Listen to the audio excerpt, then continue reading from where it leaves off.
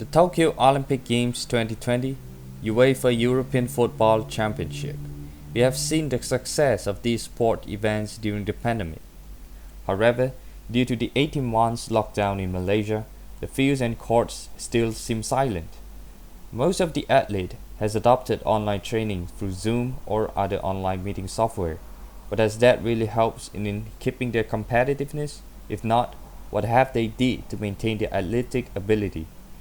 Did the pandemic brought any illness to their mental health? What is the biggest challenge? Today, we interview two athletes in different fields to find out how the COVID-19 has affected their career. Since the government announced the movement control order, social activities and sport events has been paused, and of course, the usage of swimming pool was prohibited. Yoi Singh from Johor is one of the frequent swimming pool user and has been influenced by this policy. Let us listen what are his concerns and opinions on this situation. Hi guys, my name is Yoi Singh. I'm a triathlete and a part-time swim coach. So before this pandemic, I was training based on my schedule in order to prepare my upcoming tournament.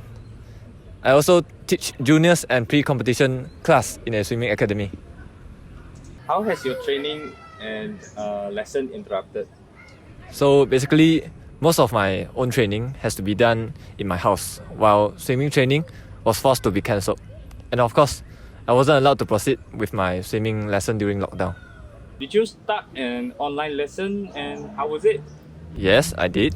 I do attend my team's online training, led by my coach thrice a week. So when I was first introduced to this, it is kind of a special experience for me because we never trained online before. However, I was lack of motivation due to poor discipline as there was no stage for me to perform. What is the biggest effect that the pandemic brought to your coaching journey? So the biggest concern of mine is my pre-competition students. They were unable to continue their training, and the interruption of their training will make them lose their direction and the will to continue this sport. So actually, this pandemic is not that bad. It has given me more time to restructure my plan and also improve my weakness.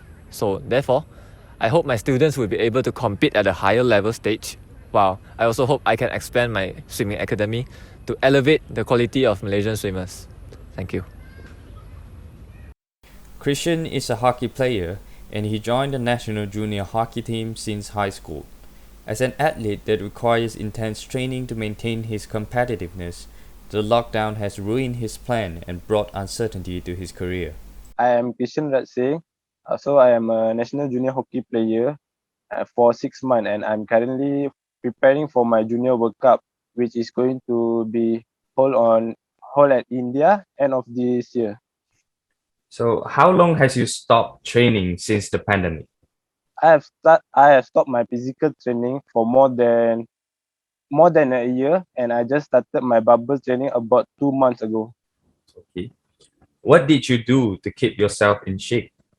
Basically, I was participating in my online training conducted by my coach during the lockdown, and I followed some diet program planned by the National Sport Council.